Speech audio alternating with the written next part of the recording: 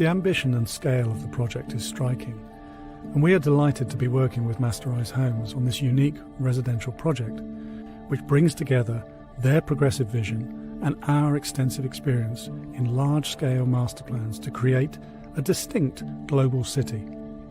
This will be our first township in Vietnam, and we are excited to extend our footprint in the country.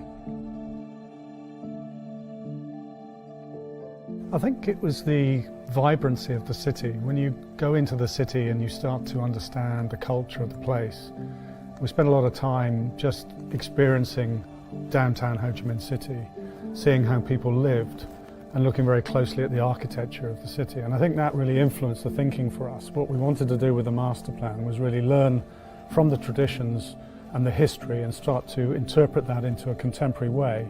So still retain some of the traditions and history, but also create a modern master plan that suits the needs of today's living. The density of the traditional architecture is really interesting. The way that the shop houses, the narrow shop houses, are very densely closely packed together. But even so, they provide a sort of interesting differences. So you look at them and they're all very different in their detail and their materiality. And I think we wanted to learn from that and try and take some of those ideas and recreate them in the way in which we created the density for each of the different neighbourhoods for the master plan. So it's not just the activity on the street or the architecture, it's also interestingly the activity of life that happens on the upper levels, in particular the roofscape. So it's activating the whole of the city in three dimensions almost. If you look at the way people live in Vietnam, there's an awful lot of interaction at the street level. So the people in the evenings in particular will go out and they will socialise, and you go into the city at night time, it's a very different experience from the daytime experience.